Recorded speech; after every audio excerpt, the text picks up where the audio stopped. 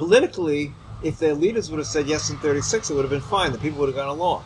You think so? Yes, I think so. In 36, they would have gone along. Even in 47, I think they would have gone along.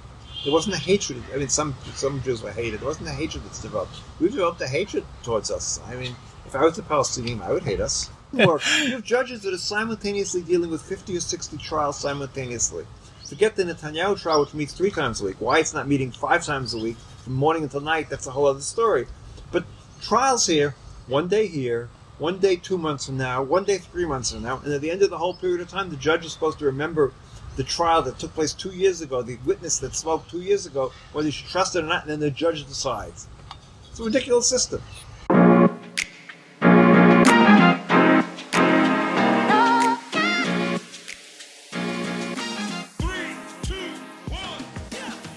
Marc Schulman, I'm so happy to be here with you. Thank you so much for hosting me. My pleasure.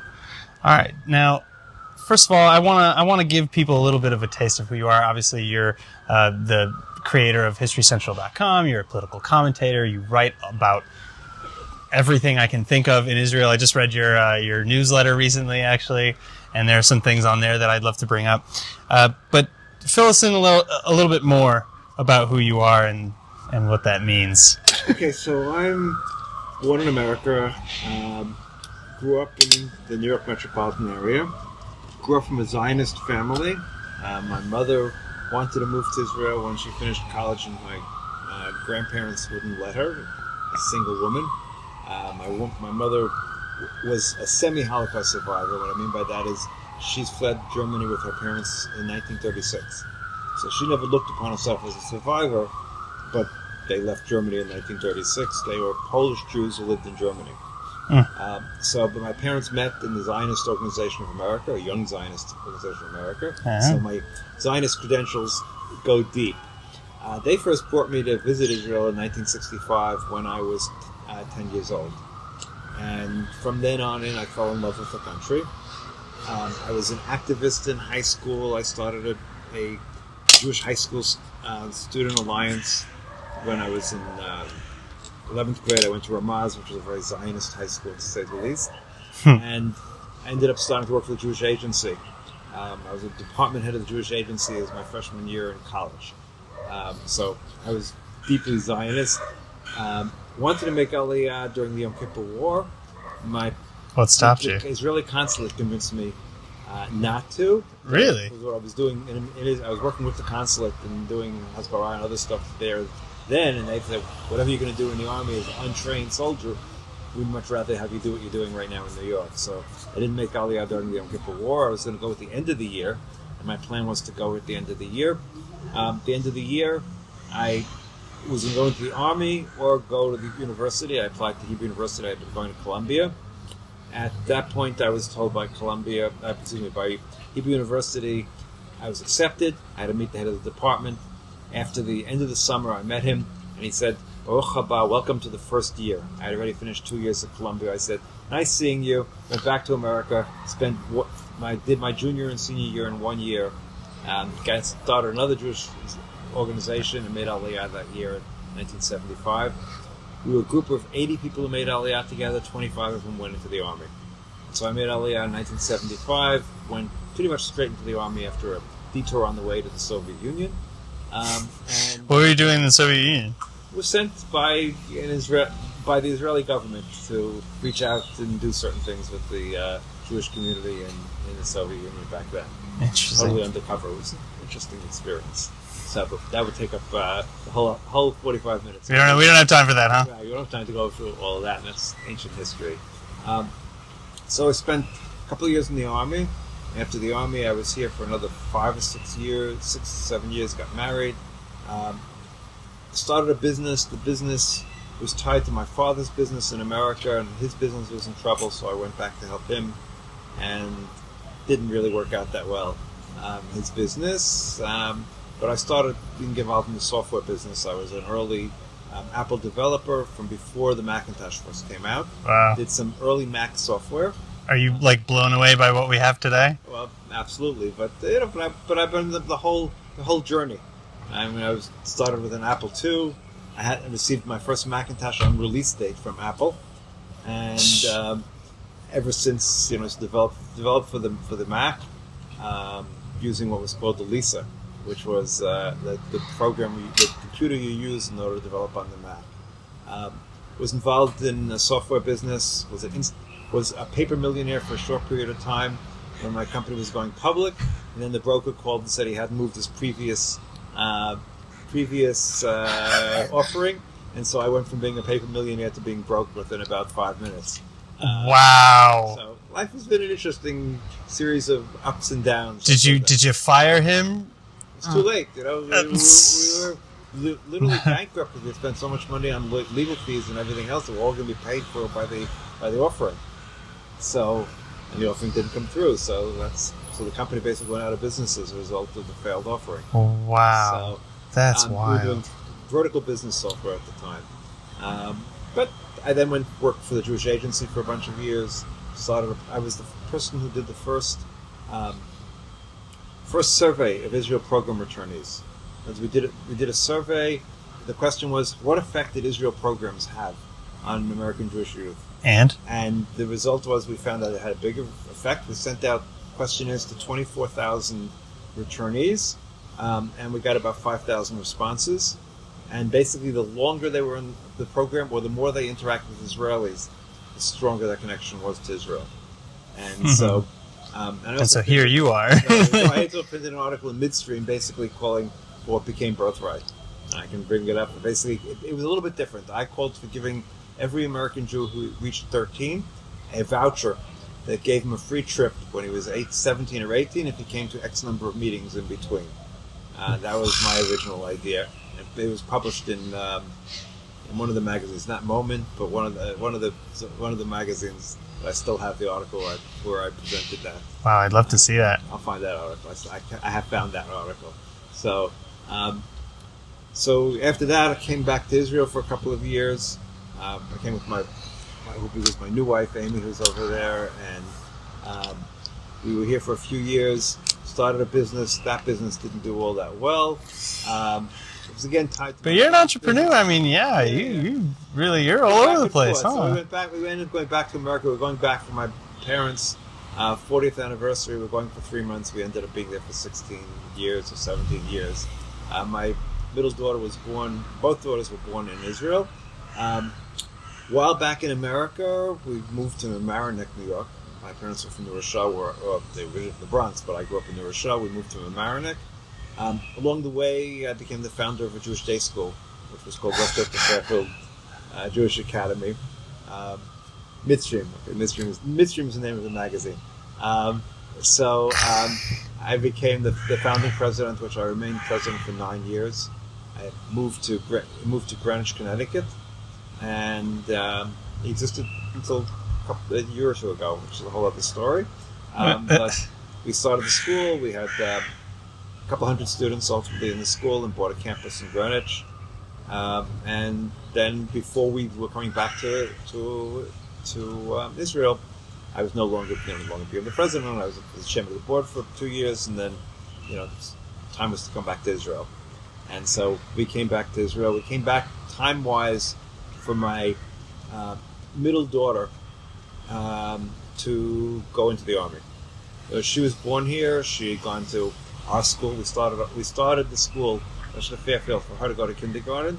She went through there from 8th grade, graduated there, went on to Heschel, and then at the end of 12th grade, she was ready to go to the army. So that was my oldest daughter had been. Are your kids as Zionist as you? Like, or are they just Israeli? No, they're Zionists. My view is you can transmit one thing to your children. You have to decide what it is you want to transmit. Me, it was Zionism. Just the one? Well, I mean, there are a lot of things you can do, but there's one major overall thing you can really transmit more than anything else, and there was Zionism for both of them, all three of them actually. But the third one is much more Israeli and grew up here, so it's a different story. But the two daughters grew up in America, but both came here to do army service.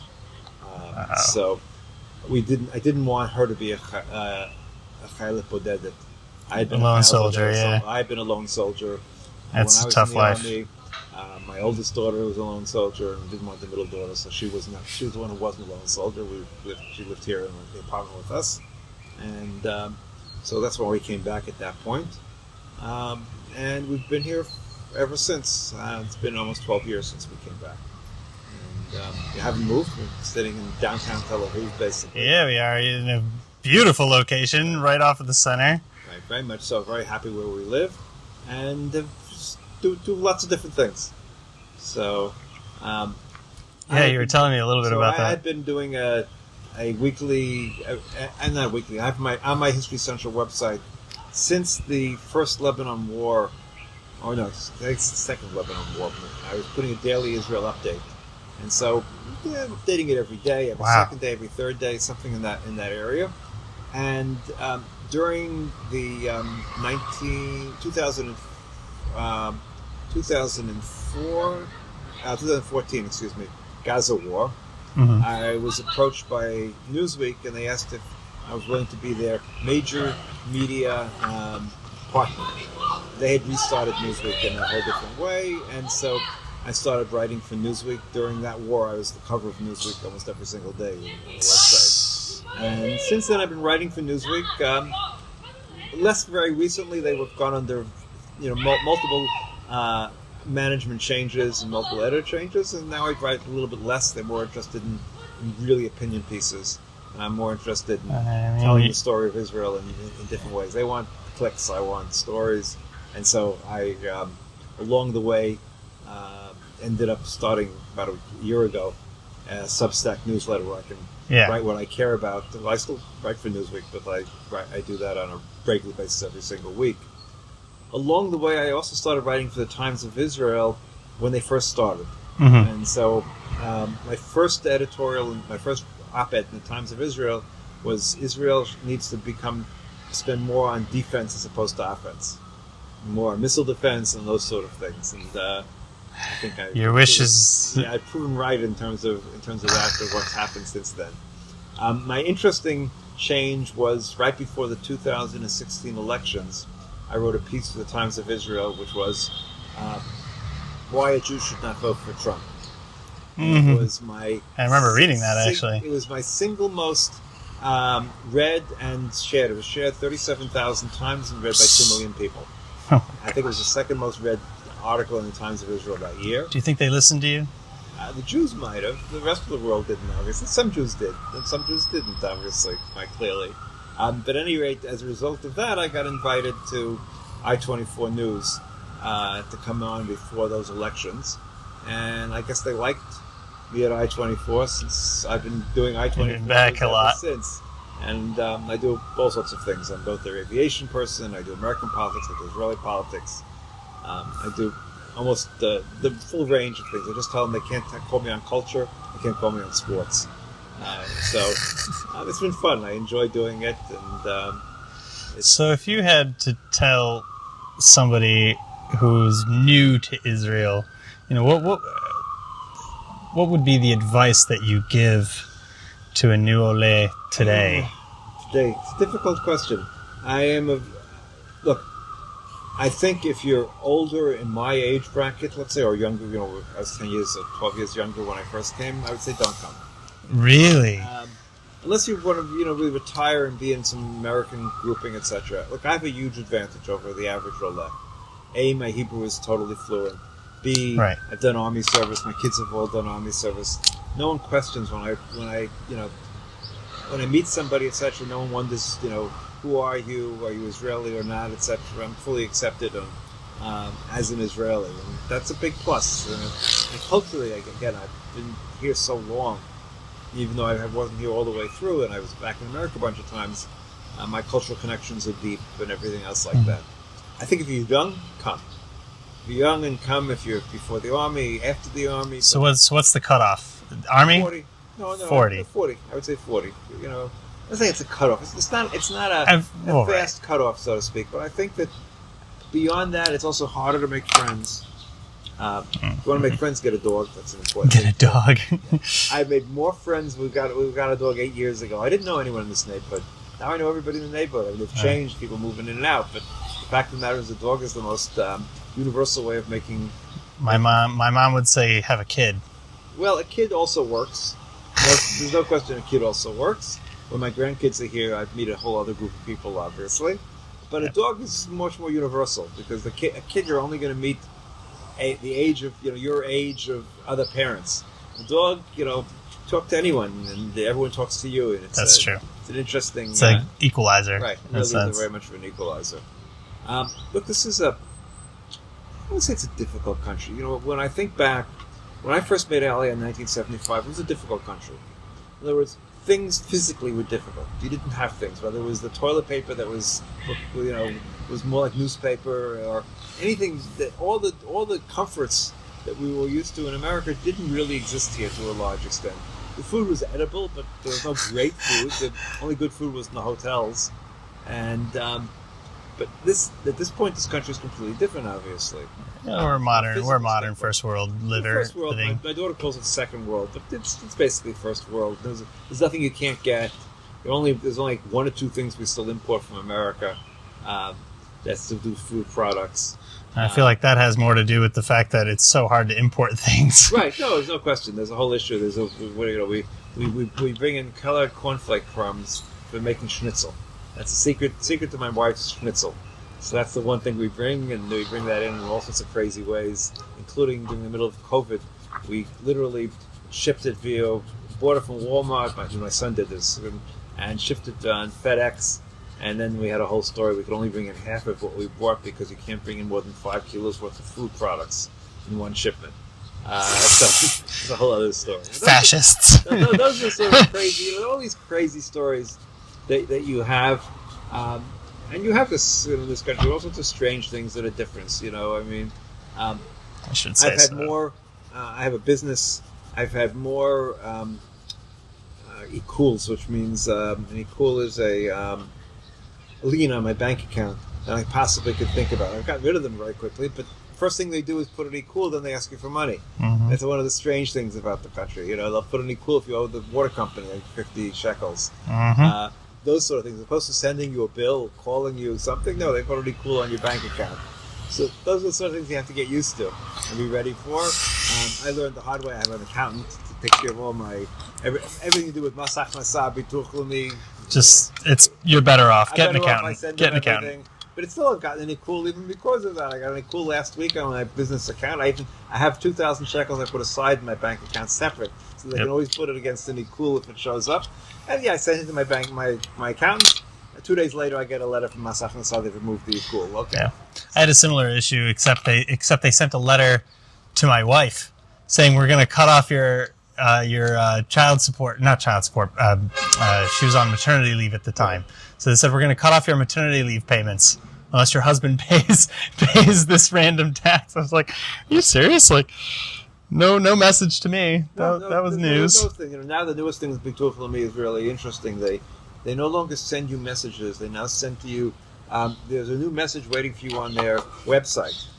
And the first time I had to do that and get to it, it took me a while to figure out how to even get to the website. The websites are horrible here. The government websites are just terrible. So that's how I, found out. Luckily, again, I sent the message to my accountant, and I was afraid I'd owe them a few thousand shekels, and I ended up owing 89 shekels, so I was very happy. 2 questions. What is your favorite color? And what are the good things about living in Israel today? Okay, so blue is my favorite color. That blue it easy. Is. Easy question. Blue is always been my favorite color. As to what are the good things? Okay, there are a couple of things that are really good. Because it's easy to bitch and moan. I don't bitch and moan about the country, and politically we can talk about it. I can bitch and moan, but living here, look, there are a couple of things that are really good about living here. One is and I think it's the strongest sense that we're all in it together. I mean, that's part of the issue politically right now. There's some questions about that, but generally, sense I could talk to anyone in the neighborhood and run into anybody, and even not in the neighborhood, and we have a common destiny. Yes, which I don't feel in the States in the same sort of way. A common sense. I think it might have used to be like that, but it's not anymore anyway. I don't know. Maybe it was that way when in the West, when you went west or whatever. But I don't think it's ever been quite like that here. And I think that's a very strong sense of common destiny is really one of the best things about living here. It's very hard for me to make the argument. To me, it's just home. I can't even quite explain it. The plane that I see the coast of Israel, I'm coming back to Israel. I know I'm home. Yeah. And it's that sense of home. And, you know, I'm a strong ideological Zionist. And my Zionism is ideological, and that's transferred into the feeling that this is the place for me. This is the place for me to live, the place I want to be. Could you maybe expand a little bit about what Zionism means to you? Because I know I know that the classical definition, which personally I would ascribe to, and it sounds like you would too, but it's a charged word today. No, absolutely. I mean, look, I'm a classic Zionist, a political Zionist. I'm a Herzlian Zionist, that I believe that the Jewish people need a place of their own, a home of their own, and a place where they can defend themselves and be independent and free. And that's what Zionism means to me. This is a place for the Jewish people after thousands of years of dispersal, of thousands of years of persecution wherever we've been. This is a way to theoretically end Jewish persecution. Now, the reality is Zionism has only been 50% successful. In other words, we were successful in the sense that we've created a Jewish state. We've given anyone who lives in a country where there's anti-Semitism, he has a choice. He can come here, and that's why I'm sort of fighting anti-Semitism abroad. I'm sort of mixed feelings about that at some level. I mean, yes, I'm concerned about the rise of anti-Semitism, let's say, in America from a historic perspective, and concerned about people I know there. But on the other hand, hey, listen, no one has to stay in America. Everyone can come to Israel. And that's the reality. So there is a solution to that. On the other hand, Israel has turned out to be, you know, the I won't say the source of anti-Semitism, because it's not, but the focal point of anti-Semitism. So Israel is a Jewish state in the sense that that people don't like it to some extent because it's a Jewish state. I mean, it's easy to say, and the Palestinians... Is that something that really... You can't, blame that on Israel, though, can you? I'm not blaming it on Israel, it's just a fact. Sure. I'm not blaming it, so to speak, on Israel. It's just a reality. We put all the Jews, or a lot of Jews in one place, and people still hate us. And now, that's not all the case. It's complicated. It's complicated because there are these people called the Palestinians in this country, too, and they're the underdogs, and lots of the world likes underdogs. And so there's a lot of support in the world for the Palestinians, and we're the strong people, and we're the occupiers, so therefore people don't like us for those reasons. And that's a reality. I mean, I don't know how we end this occupation, that's a different question, but that has certainly created a level of unhappiness with us, shall we say. Do you think that there's an appetite? And again, I'm asking you these questions in a sense to speak towards the people who don't know and who are curious. Is there an appetite in Israel to end the occupation? There'd be an appetite for sure. I mean, if you could give a magic wand and say, if we ended the occupation, there would be peace forever, you would get 75% of Israelis to vote in favor of that. The people who are against ending the occupation break into two groups. Number one, those who are religious and believe God gave us the land of Israel, all of the land of Israel, and we may not go against what God has given us, and we cannot give back anything that God gave us. If you could, would you put a percentage on how many people you think believe that? That's probably 15% of the country, let's say. I don't know. It's not insignificant. Not insignificant. It's a significant percentage. Then you have the people who say, I don't ever trust the Palestinians. And so I don't ever trust the fact that we'll have real peace. And that's a good 20, 30, 40, it depends on the time. I mean, do you think that there are any justifications for that ideology? There's lots of justifications. Look, we have a history of justifications.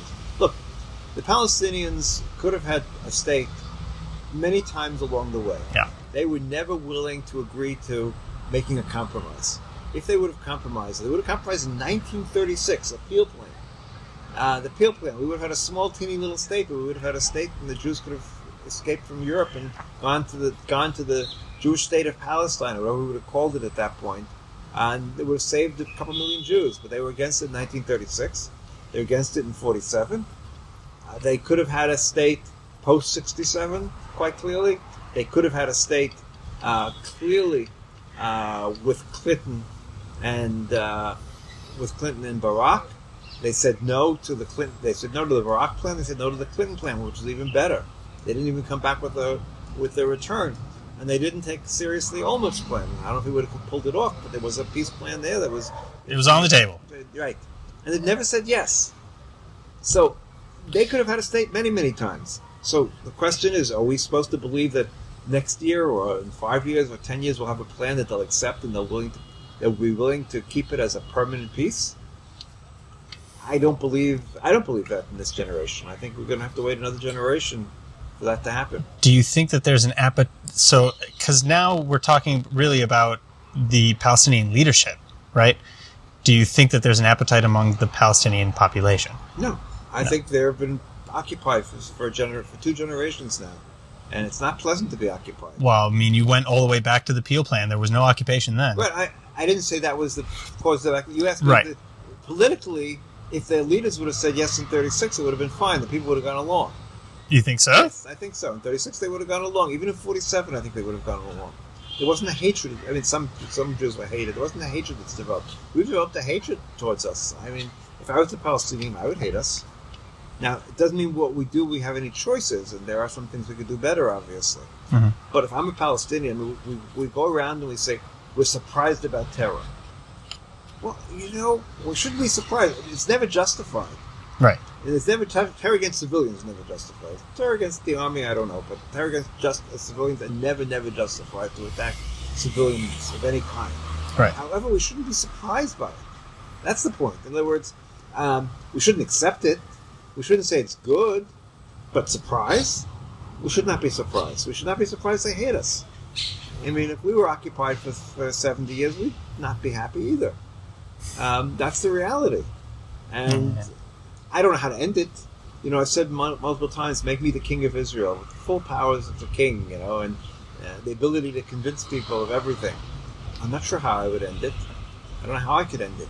And that's really the conundrum we have. And but we should at least face the conundrum. No one was willing to face that conundrum, not on the left, not on the right. I think this kind of leads into a more current event. Is that the biggest issue today? Yes and no. So the issue that we're now dealing with judicial reforms, the question is, why are we dealing with that issue now? How did that become, right? If you would have asked me a year ago or 2 years ago, what issue could bring us to a potential civil war, I would say... Do you think it's that bad? Do you think there's a civil war on the horizon? I said potential. Well, but that means that it's a realistic possibility. It's a realistic possibility. It depends on how you define a civil war. I mean, if you're putting it on the table... Well, I define a civil war by American education standards. American education. We're not going to have, we're not going to have army units against army units, etc. But when you start having violence, you could start calling it some version of a civil war. But if I thought there would be any potential of civil war, it would be if we had decided we had a peace plan with the Palestinians and we're pulling out of the West Bank, Yehuda v'Shamron. That could bring us to the verge of a civil war, in my opinion. I said this to a friend of mine the other day, who was formerly a high-ranking army officer, and he said, no, this is the opposite. This is taking place in advance of that. What am I saying by that? Those people who want to make judicial reforms, part of the reason they want to make judicial reforms is to make sure we never give up the West Bank or Judea and Samaria, and they want to pass laws that will annex Judea and Samaria, and they're afraid that the Supreme Court might stop that. That's part of the issue. I mean, the other part of the issue is the question of religion and state. Right. And we haven't defined that. I mean, I blame Ben-Gurion for that. Ben-Gurion, on 2 levels. Number one, he didn't want to have a constitution. He didn't want one, or he didn't think he could do it at the moment. He didn't want to deal with it. He wanted one. He didn't want to deal with it. In the middle of the end of the War of Independence, he didn't want to deal with it. Also, and this I only learned recently while doing some research for a book I'm trying to write. He, in 1949, before the first elections, he wanted to have regional elections. In other words, that Knesset members would be from different areas. Wouldn't that be nice? And the reason we didn't have it was some of the people in Mapai, his party, were against it. But ultimately, he decided against it because at that point, such a high percentage of Israelis were in the army that they felt they wouldn't be able to figure out who belonged where and have regional elections. So as a temporary solution, we had national lists. And so this temporary solution is something that is destroyed. So why not write it into that law, though, that this is a temporary national list? Because they weren't thinking. Look, so much of our laws are just temporary. We inherited the Parliament of the World Zionist Organization, for God's sakes. Half of our laws are English, a quarter of them are Ottoman. There are very few laws that were written here we've inherited so many things without thinking. And here the Jewish people, with just thoughtfulness, and we have all these people studying Talmud, which effectively is law all the time, and yet we don't have our own system, and we didn't have our own, I feel like that's not like a lapse in judgment either, which I don't think that's what you're saying, but it doesn't sound to me like it was a lapse in judgment, but rather an outcome of being pressed for time constantly. Okay, yes and no. So let's look at back. The only major change that we've made in this country in the last 20 years in terms of electoral reform was the direct election of the prime ministers that lasted twice. Mm-hmm. What happened during direct election of the prime ministers? The number of votes that the big parties got went down drastically. And so they decided, no, this is decreasing our power, so we're going to get rid of it. We're going to go back to the system we had previously. The number of votes the big parties got continued to drop. It didn't make any difference. It was being caused by something else altogether. Did we figure out what that was? Well, it's the identification and splitting identities, and also the big parties themselves started to self-implode to some extent. But listen, that was a positive thing when we had direct elections of a prime minister. What we needed to do, what we desperately need, is regional elections of Knesset members. We need to have a Knesset member from this neighborhood. I mean, what do we call this neighborhood? But at that point, Knesset members will not have to vote with their party. They'll have to vote with their constituents. Right now, no Knesset member is independent. No one gets elected independently. Sometimes in two parties within the party, but even that's a small list of people. Right. So they can't, and they don't get selected in where they sit on the list based on anything but what the party leaders do. So they can't go against their party leaders. So our Knesset members are not independent in any which way. Not to mention they don't give any services to constituents like in America, where congressmen give constituent services. If you and I have a problem, there's no way to solve it except if we have protexia. If we have protexia, we know somebody, then someone can We're talking about mob style protection. Right, but not mob style. It's just the fact that you know the right person. Know somebody. I mean, I know because of my years working as a journalist, I know people in various parties, and I can call somebody and I can get some help possibly. But if I don't, if I'm a person from the street, I can't get that. In America, you can call your congressman, your senator, and they actually have whole departments designed to help their citizens in their problems with the government. We don't have that at all in this country. And that's because we don't have regional elections, because we have a national list. That would be a simple thing that would increase our democracy substantially. I mean, that's one of the ABCs that would do it, but that would mean, changes. I once had the idea we were going to run an election campaign just for change, and everyone who was part of that party said they would sign that they would resign and end the Knesset as soon as they passed the laws to change the system of government. But it would never work because everyone's worried about so many other things that we'd never get enough votes to make it worthwhile. You'd never feel like your work was done. Right. Well, listen, there was a party I was involved with when I first moved to Israel called Dash, which was to change the system of government in 1977. It was led by Yigal Yadin. And ultimately they just didn't get enough votes. They had 15 places, and Yadin decided to go into the Begin government, and that was the end of it. So that was the great hope. Back then we knew we needed change. And that was 1977. We needed a better political system. And look where we are now. We have this system. We're wasting this tremendous amount of time on eliminating the one independence the one balance that the system of government has, which is an independent judiciary. Which needs to be reformed. It needs to be reformed, but not like this. Not like this. It needs to be reformed in a completely different way. Look, what does it need to be reformed? It needs to be reformed two easy examples. One, the trial of Prime Minister Netanyahu. Why does a trial last for 2 years? Why is that possible that a trial lasts for 2 years as opposed to 2 months or 3 months? That's number one. The most complicated trials in America lasted 2 months. Number two, I'll give you a very simple example that drives me crazy, that people aren't talking about it. There's this retrial of this guy named Roman Zadarov, who was accused of murder, who was convicted, and the Supreme Court overturned the conviction, and there's a retrial. I don't want to get into whether he's guilty or not guilty or anything else, but they finished the trial 3 months ago. The judges have announced they're going to announce a decision on March 30th. Excuse me, if the trial ended 3 months ago, why couldn't you sit that night, make a decision, and say whether he's guilty or not guilty? Why 3 months later you're going to decide, you're going to announce your decision? And why? Because that's the way the system works. You have judges that are It doesn't work. It doesn't work. You have judges that are simultaneously dealing with 50 or 60 trials simultaneously. Forget the Netanyahu trial, which meets 3 times a week. Why it's not meeting 5 times a week, from morning until night, that's a whole other story. But trials here, one day 2 months from now, one day 3 months from now, and at the end of the whole period of time, the judge is supposed to remember the trial that took place 2 years ago, the witness that spoke 2 years ago, whether you should trust it or not, and then the judge decides. It's a ridiculous system. And the fact that they do multiple trials at one time, all these things are things that make... That's what people are angry about. When you talk about judicial reform, no one is angry about the balance between the Supreme Court and the Knesset, except the Knesset members. Some people are. No, just the Knesset members. No, because it's my understanding that, say, for example, contract law, that if you have, let's say you sign a contract and 5 years later, the one party wants to renegotiate the terms, you can do that because the courts might side with what they think your intention might have been, as opposed to what's in the damn contract. But that's the law. That's not the judicial reform. Someone has to rewrite the law. Go back to what I said before about all the laws that have been inherited. All you have to do is rewrite the law about contracts and say there's no opening of a contract. That's very simple. You don't have to do judicial reform to do that. Judges only base themselves on the laws that they have in front of them. Do they? Basically, yes. Yes, there's this question of what's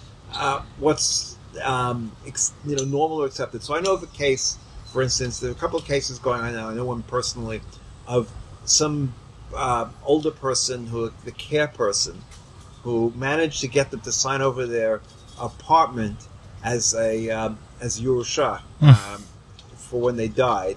Mm-hmm. This was a person who was semi-demented and whatever else in the last years of their lives, but they wrote in their will giving the apartment to this person who was taking care of them for the last 3 months. Now, the only way to stop that is by saying this was not reasonable, because it's not reasonable that they would have left the $1 million apartment to some guy who took care of them for 3 months. Right.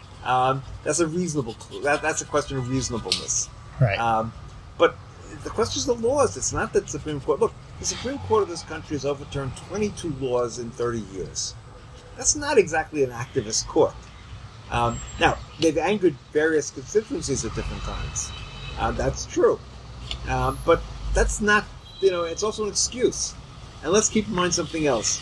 The anger of the judiciary only really began when Netanyahu got indicted, and suddenly there has been a campaign against the judiciary for the last 3 years. So we talk about, we need to change the judiciary because the confidence in the court has gone down in the last 3 years. Well, you have to ask the question, why did it go down in the last 3 years? Well, there's been a campaign against the judiciary in the last 3 years. Now, it doesn't mean things can't be improved. I mean, I don't see the reason for having, let's say, members of the Israeli Bar Association being on the group that picks judges, for instance. I mean, the argument that they know judges well, I don't know. That seems a little bit far-fetched to me. So you can replace them with something else. But the general system where they're not really political appointees, the politicians have to say, but it's not political, I think it makes perfect sense. It works well. It has worked well. Other things, think about the United States. The Supreme Court makes a decision, and then the U.S. Congress, by one vote, overturns the Supreme Court decision. I mean, what is that supposed to mean? How are they supposed to have any sort of certainty in life or any sort of law if the Parliament, which is a political public grouping, can overturn the decision of the Supreme Court by one vote? That's an absurd idea, ultimately. And it's an idea of politicians who want more power. One of the problems in this country is there isn't separation of power. Yeah. And we need separation of power. True democracy has separation of power. And that's a real concern. And then, of course, especially when you have a government that has so many extremists as part of it. All right. Now, I want to ask, then, would you still, let's say that these laws are going to pass, because they very well might. Or actually, rather, let's take a different approach. Okay. Looking at the size of the protests, we're talking about 500,000 people here, which is, what do we have, 9.5 million people in the country, so that's huge. Right. And we see now that there are some elements in the government who, even if they supported, in principle, these laws, are thinking to themselves, for the sake of the country, maybe we should hold off a little bit. first of all, do you agree with that premise? And second of all, do you think that there is a solution in, say, the president's people's plan? Is there any chance that of turning things back and and listening to that will? I think there is. There's a great concern of what's happening. It's like very strange. Think about it for a second. We have problems that we know about. We have the problems of the Palestinians. We have the problems of the Iranian getting nuclear weapons. We have economic issues. We have all sorts of. We have anti-Semitism in the world growing. This government created a crisis out of nowhere. I mean, this was not. They talk about they ran on it, but only the religious Zionists mentioned this as part of their platform. Likud didn't mention this at all. Maybe some Likud activists may have thought about this, but this was not a platform that they ran on. And so they created a crisis out of nowhere. Can they climb down from the tree? I don't know. It's really hard to climb down from trees that you've gone, and they've also spent so much effort as turning this into an Ashkenazi versus Sephardi fight, which drives me completely nuts.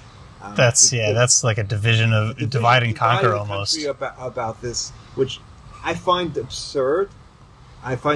Because so many of the last chiefs of staffs of the army, the heads of the most, all these people have all been Sephardim also, and it's like, but they were all against this plan. It's not like the heads of the police, all previous ones, a good percentage of them have been Sephardim. So it's like ridiculous. In the 1970s, when the issue of Sephardic versus Ashkenazim really came to the fore with the Black Panthers, sociologists back then said the problem would disappear in 1 to 2 generations because of intermarriage between Ashkenazim and Sephardim. And in some levels, I think they were right. I mean, my wife's father is Iraqi, my mother is Polish. My parents are both. Right. My daughter married a man from Shlomi who's Moroccan. What are my grandchildren? I mean, you can put any identity you want, but it's not relevant. They're not. They're Israeli, and we've created this fake issue. To some extent, I also blame the Shas Party and this whole thing, because there really is a problem in the ultra-Orthodox world, where the ultra-Orthodox world is the most, I'll say, quote, racist, but I don't know if it's racism exactly. Whatever, insular, only their own sectarian. Right, only their own are good. If you even come from a different Hasidic group, you can't marry someone from a different Hasidic group. So that's wild to me. Yeah. The bloodline has to be totally pure. Of course. So Sephardim haven't been accepted in that community, and they weren't accepted in some of the yeshivot, and that's why Rabbi Avadia Yosef created this whole Shas party, but he created a division that really wasn't there in the rest of the country to some extent. Listen, I'm sure there's still... No, let me put it this way. From a socioeconomic standpoint, there are still differences between Sephardim and Ashkenazim. There's still differences in levels of educational attainment. Right. And there's still in certain professions, there's clearly a difference. But you'll find that in any country, in any immigrant group, second, third, and fourth generation immigrants reach different levels. And, we still have that problem, but it's decreasing every single year. Right. And left alone, it will decrease and become, as they say, it will become less and less of a problem. And it isn't really a big problem now, except we've created a big problem. And we have to establish the fact that people are angry. Yes. It's very justified, but they're angry. Yes, would you ever consider leaving? No.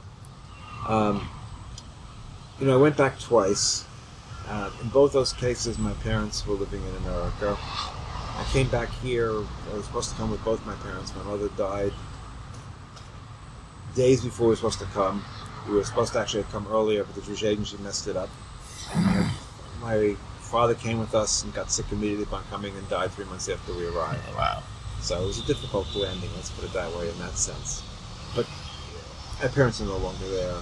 It's no longer in any which way a beacon of being home in any way. This is home. I'm here until, I'm here forever. I'll be buried in the soil, and that will be the end of it. I'm not, depending on how all these things work out over the next few months and years, I'm not sure I'm pushing everyone else to come here in the way I was once upon a time. And on some levels I look back and say, well, maybe we should have all gone to New Zealand or something. It's a little late. Yeah, it's way too late. But this is home. There's no, in Leno Eretz Acheret, as the protesters. We have no other. We have no other place, country. No other country. This is our country. This is our place. This is the place to make our final stand on every single level, and I will work as much as I can, contribute to ensuring the fact that if this place becomes less democratic, we make it more democratic again. If it becomes less just, it becomes more just. That the social burden should be spread as far as can be, and it should not become a theocracy. We believe we're in a secular state that has the element of Jewishness. In my mind, is the fact that I think it's a cultural thing. Yeah, holidays are Jewish holidays. Chok HaShvut, which is the law of return, that is the one thing that separates us out as a Jewish state, which means that any Jew, anyways in the world, can come here and seek refuge and live amongst us, because that's what we were created for. And so that's what makes us a Jewish state. I wish the Rabbanut had nothing to do with life cycle events. I don't despise the fact that they deal with burials, and the fact that while you can get married by Zoom in Utah, if you want to get divorced, you have to go to the Rabbanut. Yeah. Those are sort of things that just need to change. I remember when I got married, that was similarly to you. I on a principled stance, I told my wife long before we were even engaged. I said, I'm serious about this, but if I'm not going to go through the rabbinate. I don't think that they have any business in my wedding. And she said, "Oh, well, as long as it's Jewish." I said, "No, of course, but it's not. But I don't want it. I don't want it to be through them because, again, I have several issues with that." And the biggest argument people would have with me was, "Well, what if you get divorced? You'll have to go through them." And I said, "Well, why the hell would I plan my wedding that way?" For sure, but it's an issue. Yeah. Why they should have any saying divorce is ridiculous. Mm-hmm.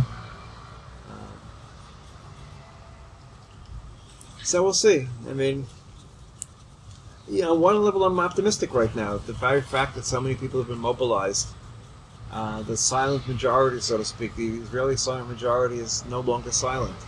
Very much not. And that's really a good thing. And the tech community, with their money and everything that's involved in that and their abilities, is certainly, we've seen, very much involved. And that's very good. Well, all right. And with that, I think it's about time. I'm just going to add a little bit of color to your eyes there. My eyes are hazel and they change based on the color. I've noticed, and because mine are as well, and so I got that feeling. But yeah, I came here with a plan of attack of how I would do this painting, and I've deviated a bit from that. But such is life. All it needs now is a signature. Let's find the right pen here. Where to sign? All right, so it's a little wet. So just be careful.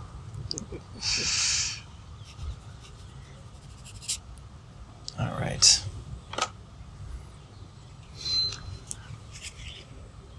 Very nice. Thank you.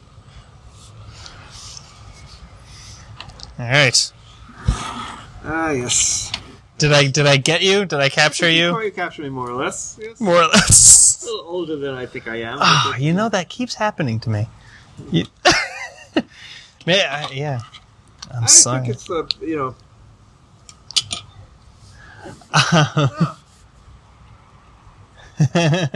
Nice. All right.